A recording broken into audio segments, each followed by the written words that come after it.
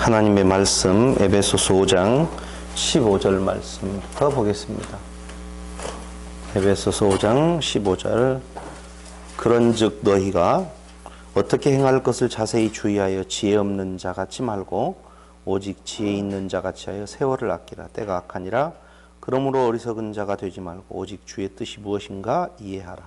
술 취하지 말라. 이는 방탕한 것이니 오직 성령의 충만을 받으라. 시와 찬미와 신령한 노래들로 서로 화답하며 너희의 마음으로 주께 노래하며 찬송하며 범사의 우리 주 예수 그리스도의 이름으로 항상 아버지 하나님께 감사하며 그리스도를 경외함으로 피차 복종하라. 아멘. 지난 시간 우리는 성도들이 지향되어지는 삶에 대해서 말씀을 드리면서 술 취하지 말고 성령 충만을 받으라. 성령에 취해 살아라. 그런 의미거든요. 술 취함이라고 하는 것과 성령 충만이라고 하는 것의 대비를 통하여서 두 가지 모두 다 지배당한다, 중독성이 있다, 점진적으로 깊어져 간다 라고 하는 특징이 있다라고 말씀을 드렸습니다. 그런데 술 취함으로 대별되어지는 인간의 삶의 모습은 허탈함에 결국은 빠지게 되어 있죠. 어리석은 일이죠. 이유는요, 영원한 거 아니거든요. 그런데 성령에 취해 사는 성령 충만의 삶은 하면 할수록 에너지가 넘쳐난다라고 말씀을 드렸었습니다. 술 취함으로 살아가는 방탕한 삶, 이것은 세월을 소비하는 삶이요. 결국 이 삶을 왜 살아가는 건가? 자기 과시가 일어나게 되어 있다는 겁니다. 그게 죄악의 뿌리 아니겠습니까? 그래서 세상에 취해서 살아가는 자와 성령에 취해서 살아가는 자의 삶의 모습을 이제 몇 절입니까? 19절부터 사도 바울은 소개를 해주고 있습니다.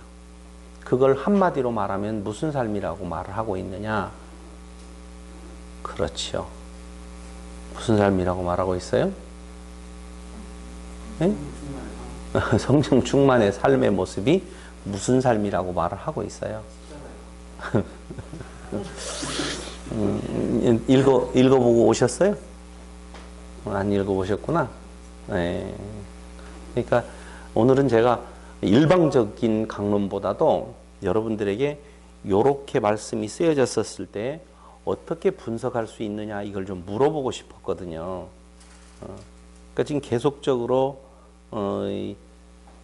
바울은 술 취하는 삶을 살지 말고 성령의 충만함을 받아 살아라. 지금 그렇게 이야기를 하고 있어요. 그러면 성령의 충만한 삶과 술 취하는 삶의 차이가 무엇일까? 성령의 충만함으로 살아가는 삶의 모습은 무엇이라고 지금 말을 하고 있느냐? 성령 충만으로 살아가는 자의 삶의 모습이 무엇이라고 가르치고 있죠? 노래하고 찬송하고 그렇게 지금 말을 해주고 있어요. 몇 가지 정도로 말을 하고 있느냐? 크게 나누면 세 가지 정도로 말을 해주고 있어요. 정확하게 제시해주고 있다니까요. 첫 번째 뭐라고 이야기를 하고 있느냐? 세상에 취하면 그건 조금 이따가 이야기하고, 첫 번째는 시와 찬미와 노래들로 서로 화답하는 삶이에요. 시와 노래들, 찬미와 노래들로 서로 화답하는 삶. 누구와 누가 서로 화답해요? 성도와 성도, 지체와 지체 간에. 그런데 여기 시, 찬미, 노래, 이것은 시, 찬미, 노래. 무슨 시, 무슨 찬미, 무슨 노래? 하나님의 영광에 관계된 이야기죠. 그렇죠? 그런데 저를 보셔요. 서로 화답하래요. 그러니까 이 말은 성도와 성도 간의 교제의 삶의 모습을 말해주고 있어요. 성령 충만함에 이른 자들의 삶의 모습은 성도와 성도 간에 무슨 교제가 이루어지느냐 하면은 시와 찬미와 노래들로 교제가 이루어진다는 것이지요. 자, 오늘 공적 예배와 관계되는 이야기예요. 시, 찬미, 노래 하면은 거의 대부분이 예배하고 관계된 내용이거든요. 그러니까 공적 예배 이 참 중요한 부분이라고 봐요. 이거 공적 예배에 모였어요. 여러분들끼리 성도와 성도 간의 교제에 대한 내용은 오직 무슨 내용이에요? 시와 찬미와 노래로 되어진다니까요. 시, 찬미, 노래는 하나님의 은혜에 대한 나눔이죠. 당연히 하나님의 영광에 대한 나눔이 되겠죠. 그런데 교회가 모이는 목적이 시와 찬미와 노래인데 오늘 한국 교회에 모이는 모임의 목적은 그게 아니잖아요. 장사하려고, 관계를 맺으려고, 그렇죠. 다 성공을 향한 교제가 이루어진 우리 교회에 나오면 우리 교회는 성도들이 장사하는 것에 적극적으로 밀어줘. 그런 거하고 아무 상관 없어요. 교회를 옮기지 못하는 분명히 잘못된 걸 알아요. 그런데도 불구하고 그 교회를 박차고 나오지 못하는 이유 딱 한 가지밖에 없다니까요. 그렇죠. 쌓아놓았던 사업적인 바탕, 자기가 인정되어지는 상황에 대한 내용이 물어 돌아가는 것에 대한 두려움이 크다는 것이죠. 근데 오늘 바울이 말하고 있는 성령 충만한 자의 삶이라고 하는 것은 그거하고 아무 상관 없어요. 성도 간의 교제는 오직 시와 찬미와 노래들로 서로 화답하는 삶이라 그 말입니다. 설명 안 해도 이해되죠? 두 번째는요, 왜 제가 설명 안 하고 넘어가는지 두 번째 보면 알아요. 시와 찬미와 신령한 노래들로 어떻게 해요? 서로 화답하며 너희의 마음으로 주께 노래하며 찬송한다. 노래하며 찬송. 노래하며 찬송한다. 너희의 마음으로. 그러니까 우리의 마음으로 주께 노래하며 찬송한다. 이건 뭐예요? 하나님과의 교제하는 삶의 모습을 말하는 거죠. 그러니까 성도와 성도 간의, 지체와 지체 간의 삶은 시와 찬미와 노래로 서로 화답하는 거고 은혜를 나누는 거죠. 그 다음에 하나님을 향하여서 하나님과의 교제는 마음으로 주께 노래하고 찬송하는 삶이다 라고 하는 거예요. 그런데 성령의 열매를 우리가 잘 알고 있는 것처럼 그 열매는 뭐라고 그랬어요? 사랑과 희락과 자비와 양선과 온유와 충성과 절제니라. 이 열매 안에서 성도 간의 교제, 시와 찬미와 노래들로, 그러니까 성령 충만한 자의 삶의 모습은 변화가 틀림없이 오게 되어 있어요. 그 변화가 어떻게 이루어지는 건가? 자기 자랑의 삶에서 세상에 취해서 살게 되어지면 자기 자랑의 삶이 나타나게 되어 있다니까요. 자기 자랑에. 근데 사실은 자기 자랑할 것이 전혀 없는 거죠. 그러니까 자기 자랑이 버려지고 오직 사랑과 희락과 자비와 양선과 온유와 충성과 절제의 모습이 되게 나오는데 그 모습으로 무엇을 하느냐? 시와 찬미와 노래로 서로 화답하는, 교제하는, 풍성해지는 일들이 일어난다는 거죠. 그러니까 나를 자랑했던 것에서 하나님의 은혜를 자랑하고 그리스도의 은혜를 자랑하는 삶의 모습이 나온다니까요. 그러면서 공적 예배에 있어서 하나님을 향하여서는 마음으로 주께 노래하며 찬송하는 하나님과의 교제의 삶이 이루어지는 지더라 라고 하는 겁니다. 오직 누구만이 드러나요? 예수 그리스도만이 드러나는 삶의 현장이 나타나게 되어 있다는 것입니다. 그러면서 뭐라고 이야기하냐? 범사에 우리 주 예수 그리스도의 이름으로 항상 아버지 하나님께 무엇하며? 감사하며, 주 예수 그리스도의 이름으로 항상 아버지 하나님께 감사하며 그리스도를 경외함으로 어떻게? 피차 복종한다. 자, 제가 지금 첫째와 둘째 이야기를 했어요. 그렇죠? 이건 성도 간의 교제를 말하는 거고, 이건 하나님과의 교제를 말하는 거예요. 이것을 한마디로 말하면은 예배의 삶, 예배에 열심 내는 삶, 감사의 삶, 이렇게 말할 수가 있지요. 이걸 한마디로 말하면 예배의 삶이라 이렇게 말씀을 드렸어요. 그럼 도대체 예배란 무엇이냐? 예배란 무엇이에요? 성경 한 구절 찾아볼까요? 로마서 12장 1절.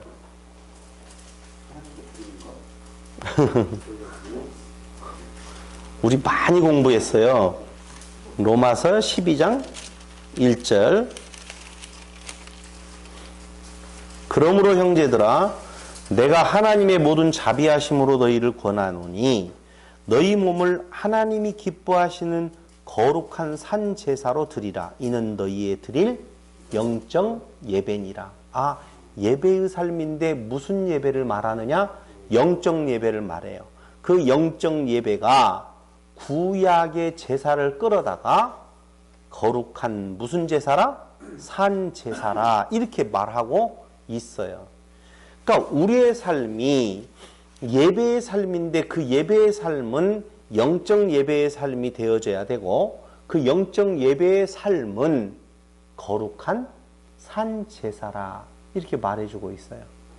그러니까 성령 충만함에 나아가서 사는 자의 삶은 성도 간의 교제, 시와 찬미와 노래, 그리고 하나님과의 교제, 그를 찬양하는 것, 마음으로 주께 노래하며 찬송하는 삶이라고 그렇게 말을 했어요.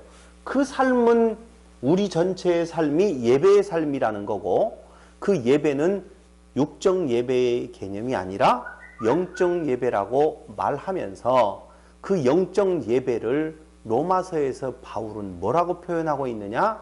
그게 거룩한 산 제사라. 그렇게 말해주고 있다는 겁니다. 이 영적 예배 거룩한 산 제사를 우리가 한마디로 표현하면 제사는 뭐예요? 죽어가는 거예요. 죽는 거거든요. 그러니까 내가 죽고 하나님만 드러나는 거예요. 예배라는 말, 산 제사라고 하는 말의 히브리 말은요, 아바드라는 단어를 쓰는데요, 섬기다. 또 히브리어에 바로 샤하라는 단어를 쓰는데요, 부복하다라는 뜻이 있어요. 잘 저를 보세요. 제사, 예배 같은 의미로 두는데 히브리어에서 말하고 있는 제사의 의미는 뭐다고요? 섬기다. 두 번째는 부복하다. 부복하다는 의미는요, 나는 부복하는데 누구는 드러나요. 그게 뭐냐? 주인만 드러난다라고 할 때 샤하라는 단어가, 그러니까 부복하여 주인만 드러나 주인을 무엇하는 거예요? 섬기는 거예요. 그러니까 결국은 자기는 죽고 주인만 드러나요.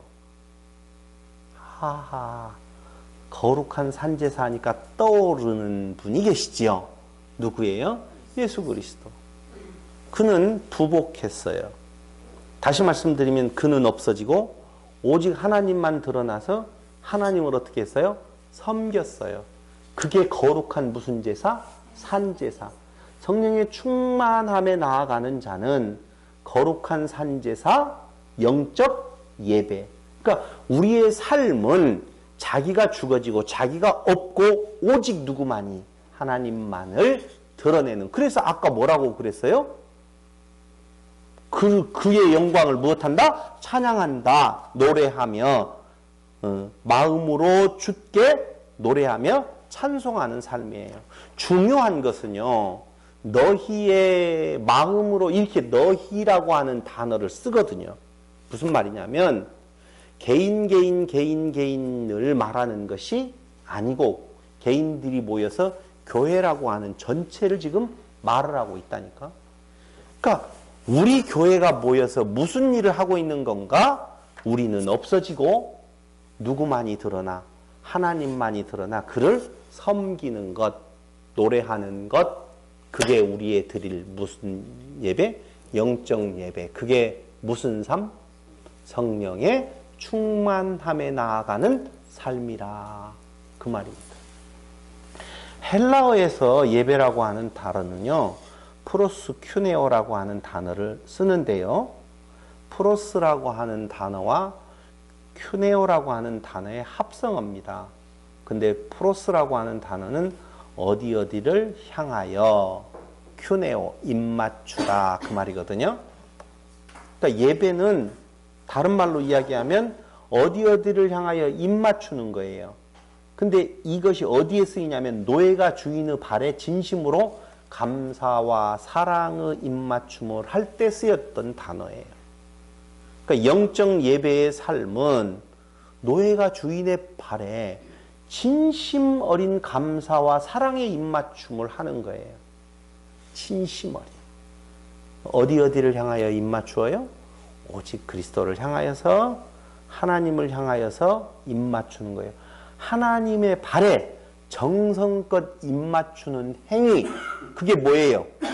영적 예배, 성령 충만한 자의 삶의 모습이라 그 말입니다.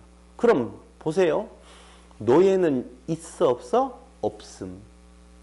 그러니까 똑같은 이야기예요. 낮아지고 누구만 드러내는 거. 주인만, 하나님만을 드러내는 삶이 성령 충만한 자의 삶이라니까요. 근데 우리를 한번 돌아보자는 거예요. 우리의 공적 예배, 우리의 삶으로 드려지는 예배 동안에 과연 우리의 없어짐이 점진적으로 확실하게 없어지는 삶의 모습인지, 아니면 예배를 드린다라고 성경을 공부한다고 하면 할수록 내가 드러나는 삶이었었는지 한번 돌아보자라고 하는 겁니다. 우리 말씀 운동이잖아요. 말씀 운동의 모습을 한번 보자니까요. 말씀을 깨달았다라고 하면서 우리는 점진적으로 죽어져 없어져 가고 하나님의 영광만이 드러난 것인지, 아니면 말씀을 좀 깨달았다라고 하면서 우리의 모습이 더욱더 강하게 드러났던 모습인지 한번 생각을 해볼 필요가 있다는 것이죠. 또 하나 헬라어에서 라투리오라고 하는 단어를 쓰는데요. 섬기는 대상의 유일성을 말합니다. 예배는요, 라트리오라고 하는 헬라어를 통하여서 섬기는 대상이 유일하다. 그러니까 예배에는 유일 대상 하나만, 한 분만 있어요. 이건 영원히 한 주인만 섬길 때 쓰는 단어거든요. 라트리오. 근데 하나님께서 이스라엘 백성들을 선택하면서 하나님이 이스라엘을 책망할 때에 아주 한 문장이 있죠. 이스라엘을 책망하는 책망의 내용, 한 문장으로 말하면 다 같이 시작. 이스라엘은요, 하나님을 섬겼어요, 안 섬겼어요? 섬겼어요. 하나님을 버린 적이 없어요. 이스라엘은 하나님을 정말 열심히 섬겼다니까요.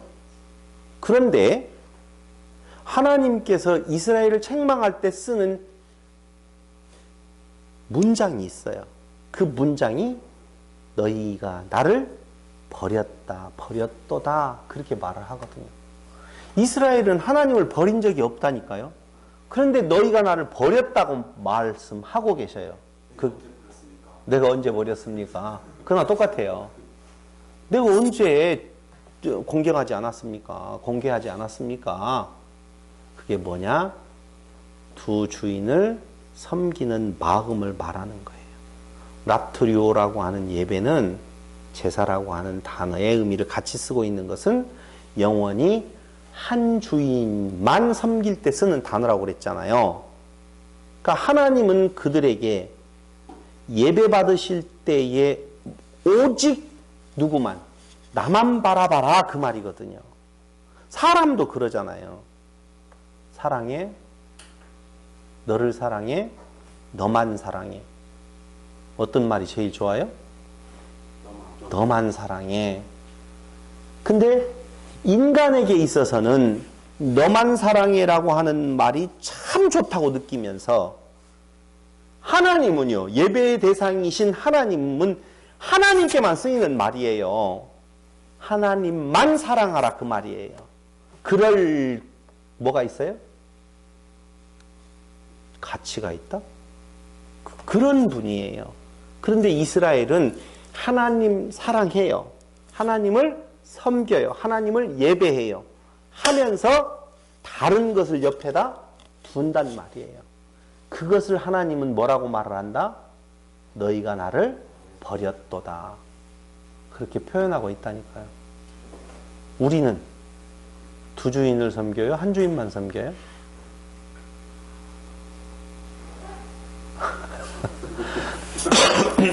혼돈할 거 없어요, 여러분.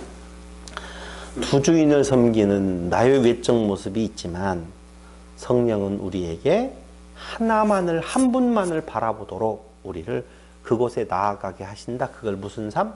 성령 충만한 삶. 그걸 그렇게 안 했다라고 해서 지옥 보내는 거 아니에요. 그러니까 성도인 우리, 하나님의 택하신 자가 우리로 한 분만을 바라보도록 예배의 삶이 되어지도록 충만하게 우리를 이끌어 가신다는 약속이라니까요. 약속이에요. 그게 성령 충만한 자. 무엇에 취하지 아니하고 술에 취하지 아니하고. 술은 세상에 내가 가치롭다고 생각하는 것의 통칭이라고 말씀을 드렸어요. 분명히 그래요. 근데 세상의 것에 취해서 살아가는, 술에 취해서 살아가는 자가 오직 하나님만을 사랑할 수 없다니까요. 예배할 수 없어요. 그래서 이스라엘 백성이 가나안 땅을 향하여서 가지요. 가나안 땅에 가서 그 엄청난 역사를 보아왔던 그들이 가나안에서 오직 하나님만을, 하나님의 발에 정성껏 입맞추고 영원히 한 주인만 섬기는 것이 아니라 바알도 섬기고 다른 신들을 그들에게 둔 이유는 어디에 있다?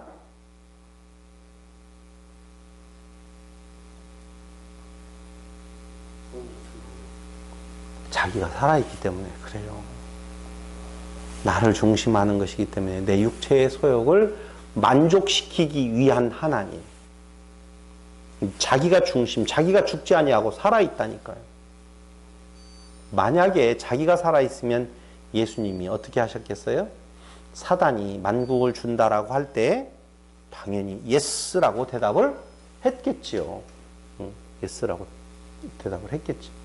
근데 자기가 죽고 오직 누구만, 하나님의 영광만을 바라는 예수님의 모습, 그분은 무슨 충만? 성령의 충만한 상태에 있었다라고 하는 것입니다. 세 번째, 성령 충만한 자의 삶은, 여러분들이 답을 해보셔요. 다 같이 시작. 성경을 읽어가는 피차 복종하는 삶이에요. 근데 그 피차 복종함이 어디에서 나오느냐? 성령 충만으로 나오는데 그리스도를 경외함으로 피차 복종하라는 거예요. 이 경외하다라고 하는 단어는요, 원어상으로 찾아보면 제가 많이 요새 써먹어요. 전화기에 다운받아 놓은 거.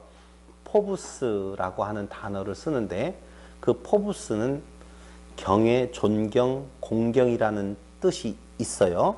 그런데 제일 앞서 나오는 것은 바로 두려움, 놀람이에요.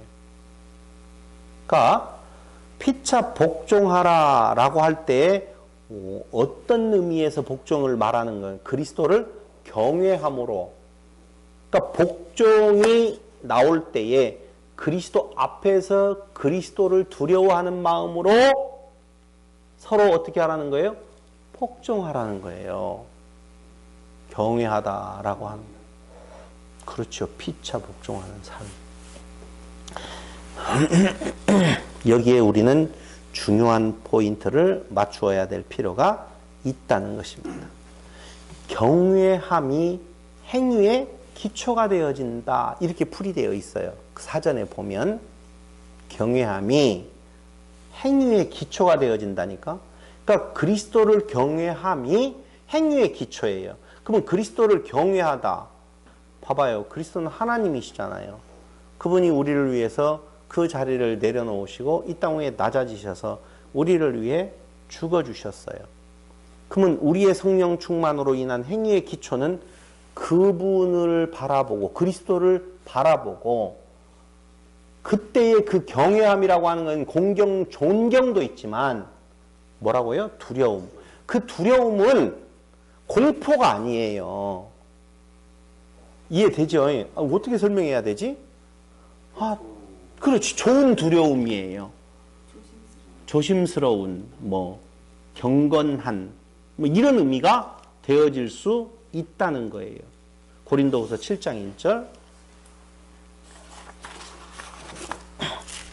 고린도후서 7장 1절.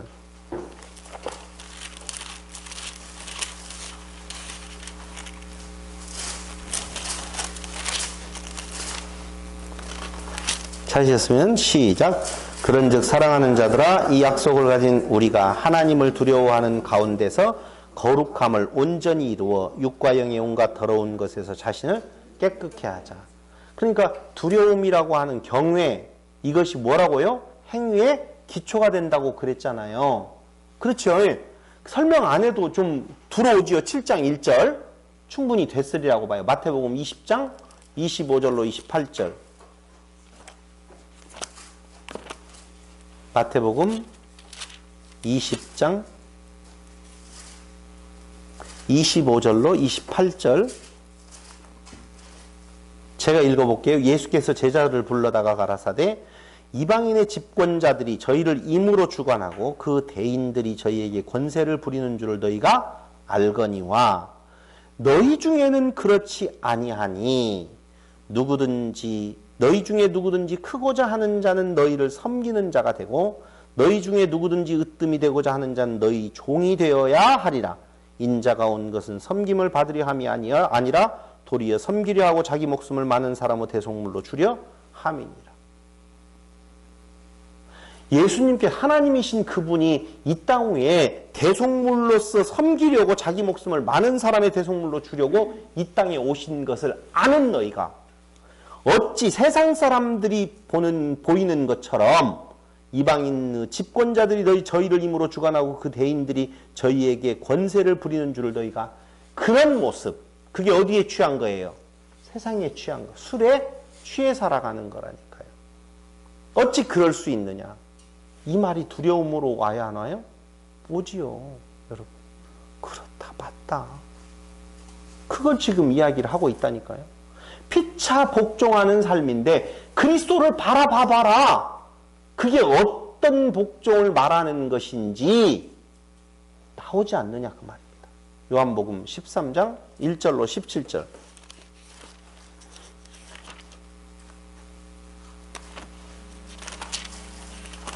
이걸 언제 다 읽어요?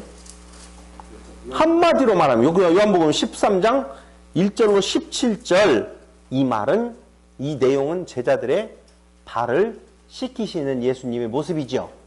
그죠? 이 모습이 바로 오늘 우리에게 있어서 경외함으로 그리스도가 보여주신 삶의 모습을, 그리스도를 무슨 경외하는 모습이라니까요. 그럼 그리스도는 하나님이신 그분이 그렇게 낮아진 자리, 자기를 없애고 자기를 죽인 자리에서 상대를 살리는 모습을 보여주었어요. 근데 우리는 그 사랑 안에 있다라고 하면서 우리가 살아나는, 우리가 드러나는 그러한 삶 말이 안 되죠. 그래서 13장 34절로 35절에 가서 보면은요, 결론을 어떻게 내리고 있느냐. 새 계명을 너희에게 주노니 서로 사랑하라. 내가 너희를 사랑한 것 같이 너희도 서로 사랑하라. 너희가 서로 사랑하면 이로써 모든 사람이 너희가 내 제자인 줄 알리라. 새 계명, 서로 사랑하는 것은 무엇을 말하는 건가? 요거예요. 복종. 복종. 복종은 뭐라고 그랬어요?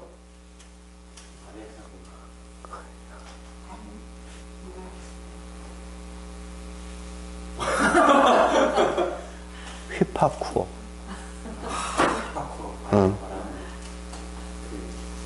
옆에서가 아니라, 옆에서 듣는 것이 아니라 아래에서 듣다, 그 말이에요. 그게 복종의 삶이에요. 새 계명이 뭐예요? 휘파쿠어라니까. 피차 복종하는 삶, 사랑하는 삶이라고 보시면 된다, 그 말입니다. 자, 답 나왔어요. 그 뒤에 나오고 있는 내용이 무엇이냐라고 하면 부부간의 관계, 부모 자식 간의 관계, 종과 상전의 관계 나오죠? 이게 무슨 뜻이겠어요? 네?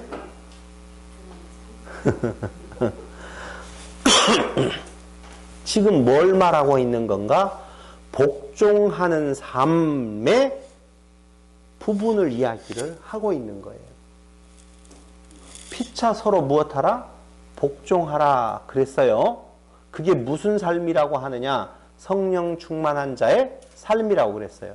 그러니까 성도 간의 교제, 시와 찬미와 노래로, 하나님과의 교제, 마음으로 주께 노래하고 찬송하고, 그 다음에 이 땅 위에서의 그 삶의 모습은 서로 무슨 삶? 복종하는 삶. 근데 서로 복종하는 삶이 나타나는데 그 복종하는 삶에 갑자기 남편과 아내에 대한 내용이에요. 한번 볼까요? 뭐라고 나와 있는지. 아내들이요, 자기 남편에게 복종하기를 주께 하듯 하라. 이는 남편이 아내의 머리됨이 그리스도께서 교회의 머리됨과 같음이니 그가 친히 몸의 구주시니라. 그러나 교회가 그리스도에게 하듯 아내들도 범사에 그 남편에게 복종할지니라.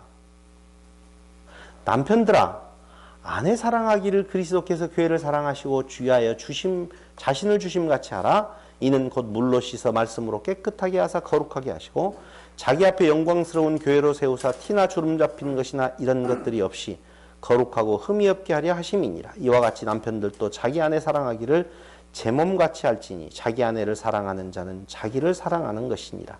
누구든지 언제든지 제 육체를 미워하지 않고 오직 양육하여 보호하기를 그리스도께서 교회를 보양함과 같이 하나니 우리는 그 몸의 지체임이니라. 자, 이게 무슨 뜻이에요? 이제 이야기를 좀 들어봐야 되겠어요. 일방적으로 말하. 너무 어려워서 제가 다 못 풀겠어요. 도와주세요. 너무 많이 읽으셔서. 줄은 많아도 내용은 간단한 내용이에요. 지체에게 복종. 뭐가요?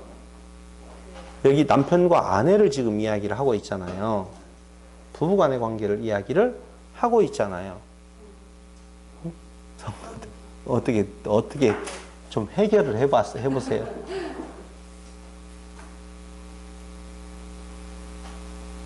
물론 힌트를 미리미리 주었기 때문에 그 내용이 단순한 부부간의 관계를 말하는 것이 아니다 라고 하는 것은 알고 계시겠죠. 하나다라는 기준입니다. 하나다. 제가 왜 여러분들에게 말을 해보라고 하냐면요, 우린 너무 의지해. 스스로 생각해 보려고 하지를 않아요.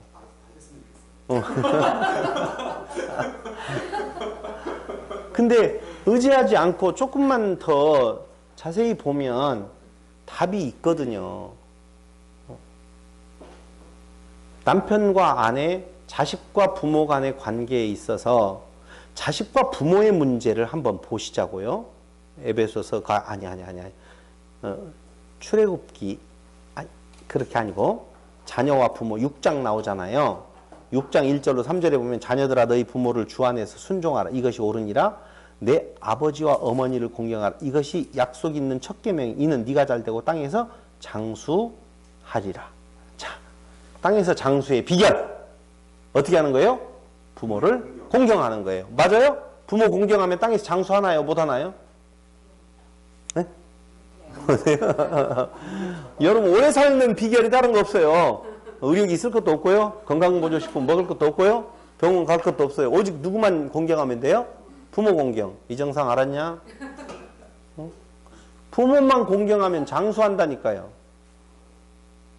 근데 이 장수하리라 내 부모를 공경하라 이 말은 어디에서 차용해 왔느냐 하면은 십계명에서 차용해 온 거예요.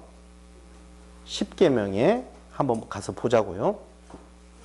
출애굽기 20장 12절.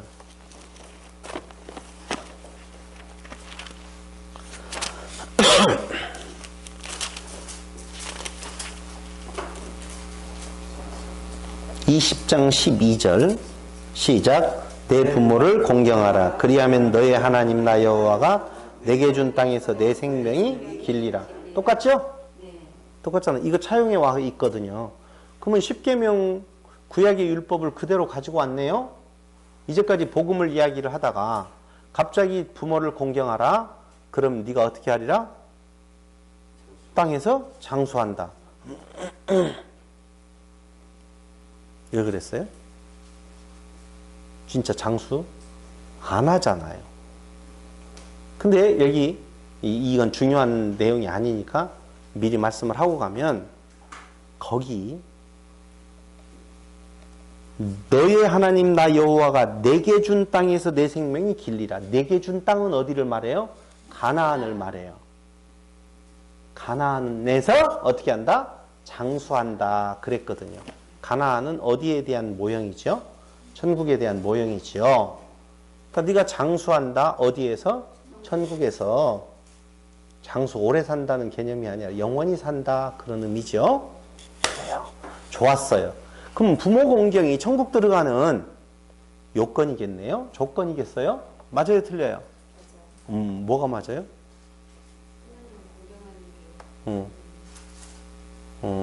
그 부모를 말했구나. 맞아요.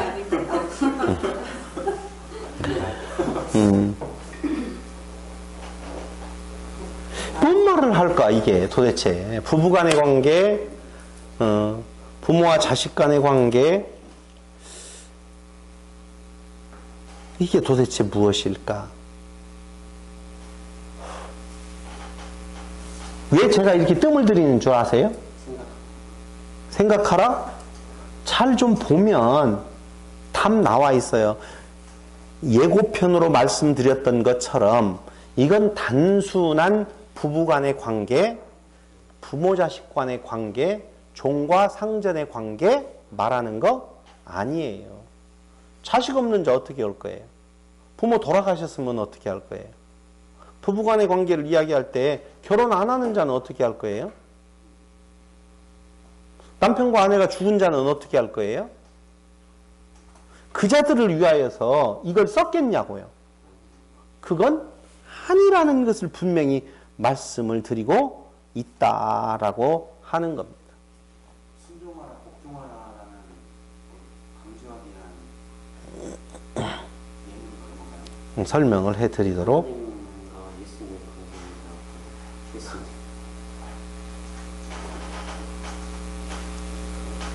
우리 한 가지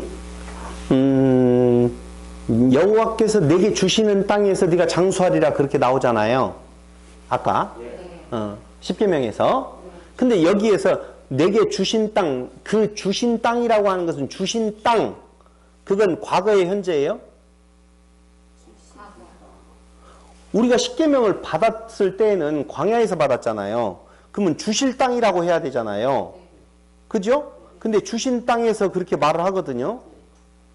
그때 그 주신 땅이라고, 주시다라고 하는 것은 나탄이라는 동사를 쓰는데 그 동사가 분사로 쓰였어요. 이 말은 무슨 말이냐면은 여호와가 지금 내게 주고 계시는 땅, 주신 땅 개념이 아니라 주고 계시는 땅. 그러니까 현재 진행형이에요. 이 말은 무슨 말이냐면은 계속적으로 무엇하고 있다? 주어지고 있다라고 하는 거예요. 이 말은 그 주고 계시는 땅에서 어떻게 장수한다.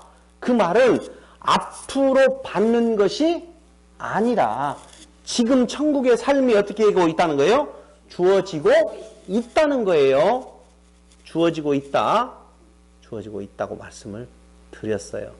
그런데 이스라엘이라고 하는 국가는 하나님을 벗어난 존재와 하나님을 벗어나지 않는 존재가 구분되어 있는 것이 아니라 모두가 다 하나님 안에 있는 백성들이에요. 그러니까 이스라엘 나라, 이스라엘 안에서의 가정, 이런 것들은 다 똑같이 교회 공동체라고 보시면 돼요. 그러니까 가정이 교회 공동체고 모두가 다 누구예요? 그리스도인이라고 보면 된다 그 말입니다. 모형적으로 보았었을 때에 그거 이해됐죠? 충분히 됐으리라고 봐요.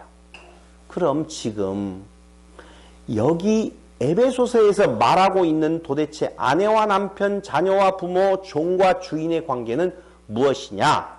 31절. 거기만 읽어봤어도 이게 부부간의 관계를 말하는 것이 아니라는 걸 충분히 알 수가 있다니까요. 근데 거기를 안 읽어. 다 같이 읽어보자고요. 시작. 이러므로 사람이 부모를 떠나 그 아내와 합하여 그들이 한 육체가 될지니 이 비밀이 크도다. 내가 그리스도와 교회에 대하여 말하노라.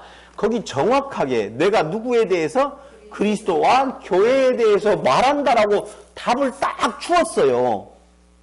그러면 그리스도와 교회에 대해서 말하노라. 어디에다 그걸 전목의 앞에 이야기한대요. 그게 그리스도와 교회에 대한 이야기를 하고 있는 거라니까요. 바울의 관심이요. 개인 부부가, 물론 부부간에 잘 살아야지요. 부모 자식 간에도 잘 살고 종과 주인 간에도 잘 살아야 되는 건 맞지요. 혼자 자영업 하는 사람은 어떻게 하라는 거예요? 그런 내용? 아니라니까요.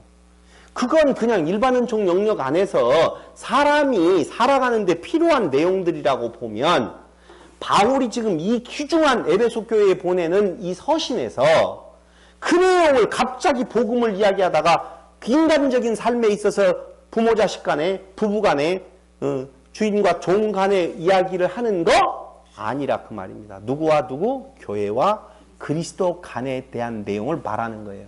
그래서 그걸 어디에서 끄집어 오느냐? 창세기에서 이미 끄집어 오더라 그 말입니다. 창세기 2장 18절에 뭐라고 되어 있어요? 여기 그대로 나오잖아요. 2장 18절 한번 보세요. 자, 창세기를 쭉 가지고 오늘 설명해 드리도록 하겠습니다. 2장 18절에 보면 여호와 하나님이 가라사대 사람을 독처하는 것이 좋지 못하니 내가 그를 위하여 돕는 배필을 지으리라 하시니라. 자, 여기 보셔요. 하나님, 여호와 하나님이 가라사대 사람을 독처하는 것이 좋지 못하다. 아니, 저를 보시라니까. 사람이 독처하는 것이 좋지 못하다. 좋지 못한 일을 행하신 하나님. 말 돼야 안 돼요? 안 되잖아요. 하나님이 어떤 일을 하셨는데 그 일이 좋지 못하게 보여? 하나님께? 좋았더라라고 해놓고는 좋지 못하대요. 말 돼야 안 돼요? 절대 안 되죠. 좋지 못한 일을. 그럼 도대체 이게 무슨 말씀인 건가? 이유가 있어요. 여기 창세기 2장에서 독처하는 것이 좋지 못하다라고 하는 것은 하나님이 잘못 만들어서 그걸 좋지 못한 것을 좋게 만드는 행위를 하시는 것이 아니라 무엇하게 하시려고 그 뒤에 한 절을 더 보시면 돼요. 창세기 2장 21절로 24절.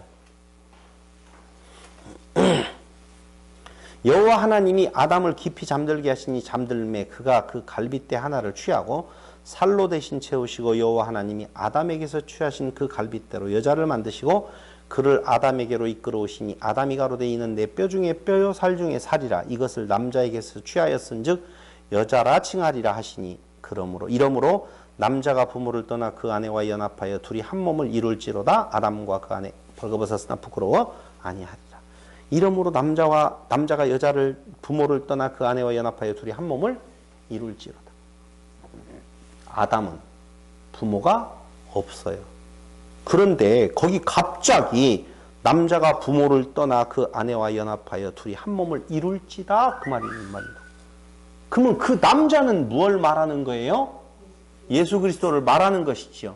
그 부모를 떠나 한 몸을 이룬다. 그게 비밀이 크도다 그 말하잖아요. 어디에서? 에베소서에서. 그러니까 하나님이 독처하는 인간이 좋지 못하게 만들어요. 왜? 예수님 주시려고. 실패로 만든 것이 실패해가지고 독처하는 것이 좋지 못하게 되어졌네. 그렇게 만들어졌네. 이게 아니고 그 독처하는 것이 좋지 못하게 안타깝게 마음으로 아프게 어떻게 해요? 당신이 미리 계획하신 내용이라니까. 무엇 하시려고? 예수님 주시려고. 무슨 아담이 예수님 아니에요? 맞아요. 그러니까 아담이 독처함이 그러니까 교회를 주시는 교회에 아담을 주는 거죠. 그러니까 아담에게서 무엇을 빼요? 갈빗대를 통하여서 누구를 만들어요? 하와를 만들잖아요. 근데 이 아담이 누구로 쓰여요? 인간이잖아요. 사람. 우리는 자꾸 뭘로 생각하냐면 아담 이꼴 예수 아니라니까? 둘째 아담을 통하여서 뭘 만드는 거예요?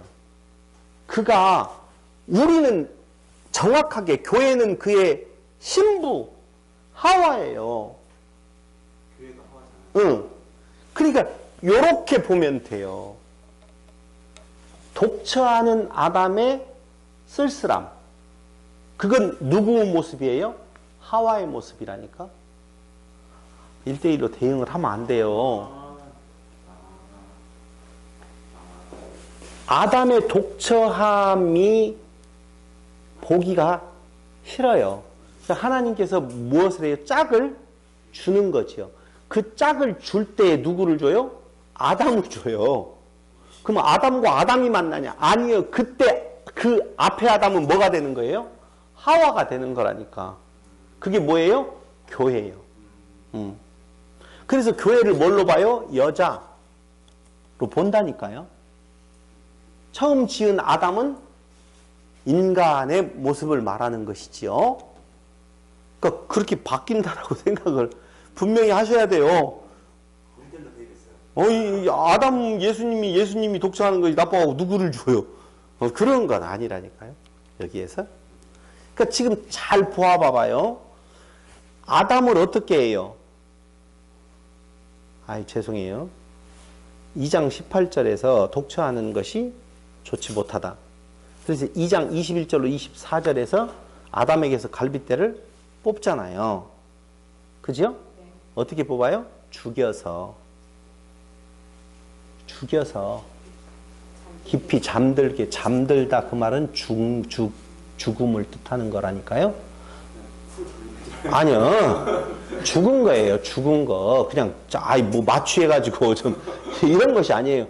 죽여서 그래서 갈빗대를 뽑아서 뭘 만들어요? 하와를 만들었다 그랬잖아요. 그게 누구예요? 하와가 교회, 인간을 말하는 거예요. 근데 에베소서 5장 31절로 32절에 보니까 뭐라고 나오느냐? 이러므로 사람이 부모를 떠나 그 아내와 합하여 그들이 한 육체가 될지니, 이 한 육체라고 할 때에 삼위일체라고 하는 개념이 이제 여기에도 써지게 되어 있어요. 일체라고 하는 말이 뭔가? 이 비밀이 크도다. 내가 그리스도와 교회에 대하여 말하노라. 그 말은 그리스도와 누구예요? 여기에서 나오잖아요. 그리스도는 누구예요? 아담. 한 남자가 부모를 떠나, 그 한 남자는 누구? 예수님께서 하나님을 떠나 누구에게 주어져요? 아담, 하와에게, 교회에게 주어지는 거예요. 그래서 그 둘이가 뭐가 되는 거예요? 부부가 되는 거예요. 한 몸이 되는 거예요. 그게 뭐라고요? 비밀이래요. 그러나 너희도 각각 자기의 아내 사랑하기를 자기같이 하고, 아내도 그 남편을 무엇하라? 경외하라. 또 뭐예요? 그게 경외가 두려움으로. 그러니까 그 내용이 바로 뭐냐면은 그리스도와 교회의 관계에서 그리스도가 자기를 버리고 이 땅에 와서 누구를 사랑했어요? 교회를, 지금 아내를 사랑했단 말이에요. 그럴 때 아내는 교회를 향하여, 그리스도를 향하여서 무엇해요? 복종. 아래에서 듣는다. 그 말이에요. 그럼 그리스도와 교회의 관계를 지금 말했다고 그랬죠. 잘 보셔요, 이제. 그 다음, 그것만을 말하는 거냐? 아니에요. 우리가 그리스도 안에 있고 그리스도가 내 안에 있으면 그리스도와 우리가 뭐가 되어져요? 한 몸이 되어져요. 그러면 우리가 뭐가 되어져요? 그리스도가 되어져요. 그리스도 앞에 있는 또 다른 성도, 새로운 성도와 뭐가 되어지는 거예요? 신랑과 신부가 되어지는 거예요.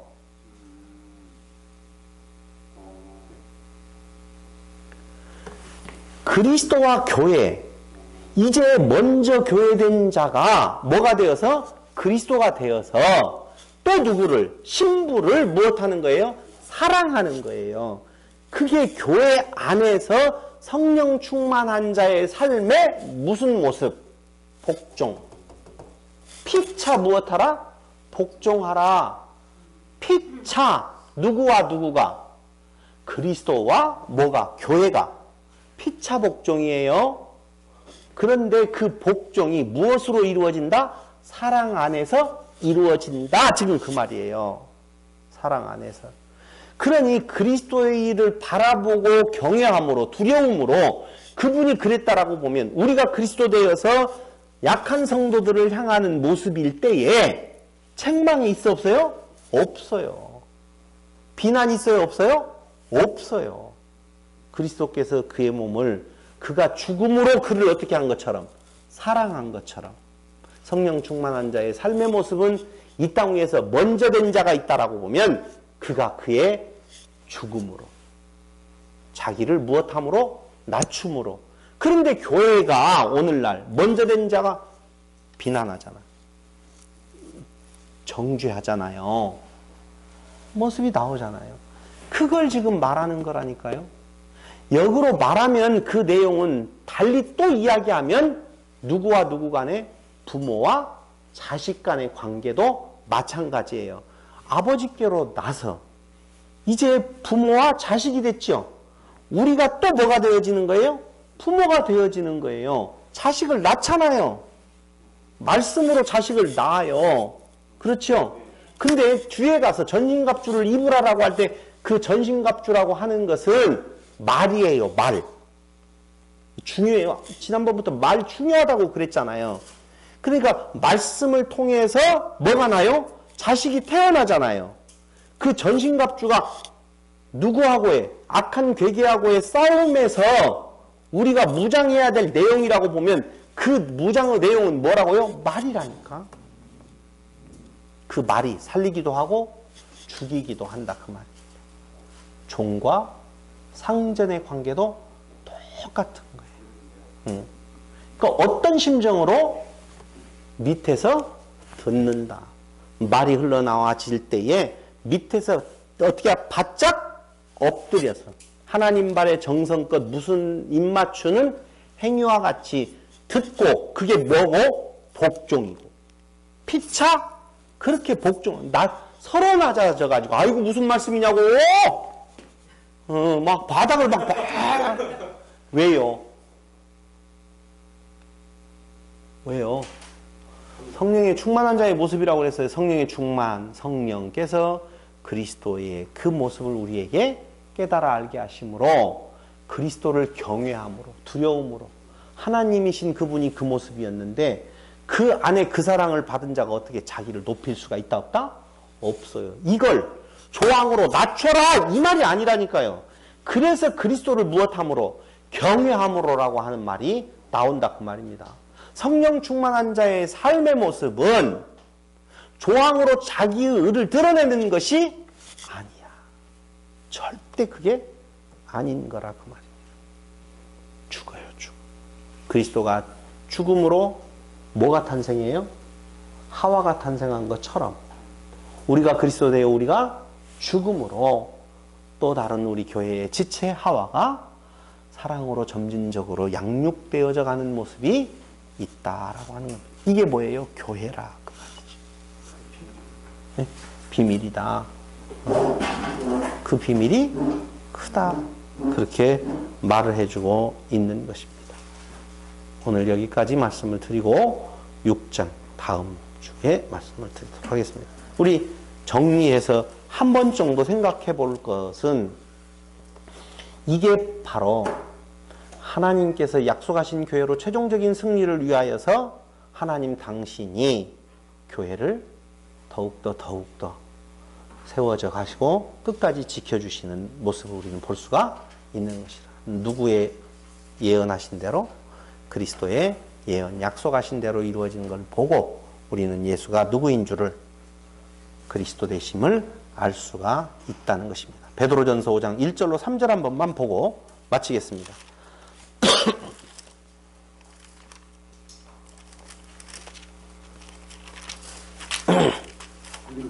네, 베드로전서가 찾기가 어렵죠? 알아요. 베드로전서 5장 1절로 3절. 너희 중 장로들에게 권하노니 나는 함께 장로된 자요 그리스도의 고난의 증인이요 나타날 영광에 참여할 자로라.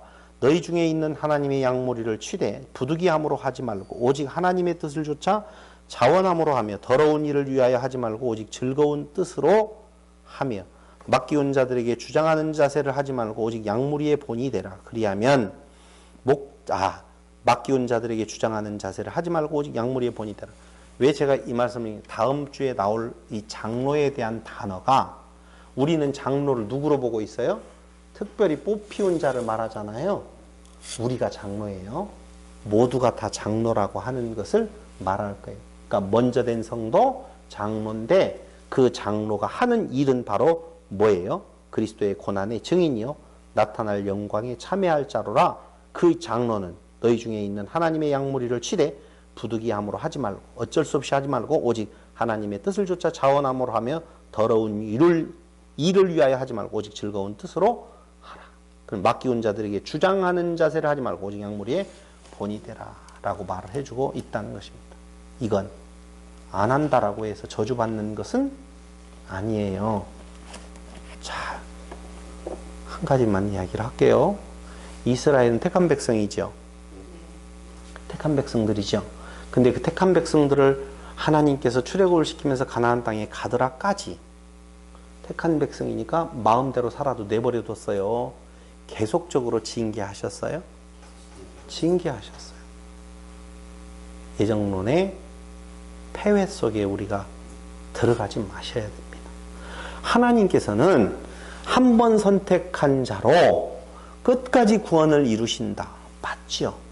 그건 하나님께서 선언하시는 것이지 그 대상이 되는 우리들이 할 말이 아니라 그 말이에요.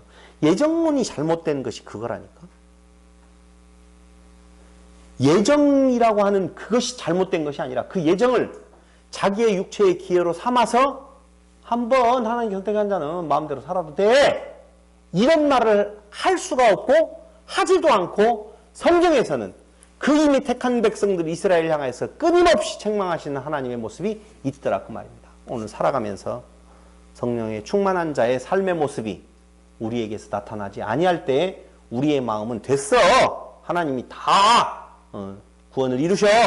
이렇게 자기 변명이 나오는 것이 아니라 오히려 내 속에서 탄식하는 소리가 있을 거라 그 말입니다.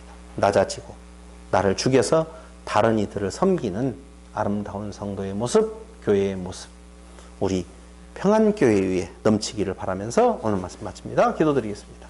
아버지 하나님 고맙고 감사합니다.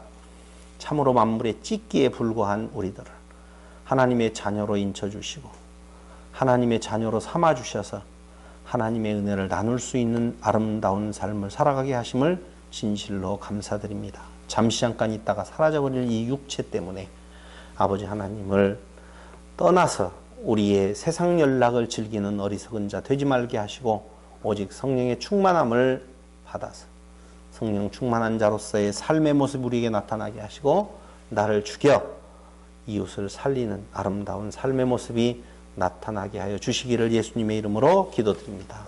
아멘.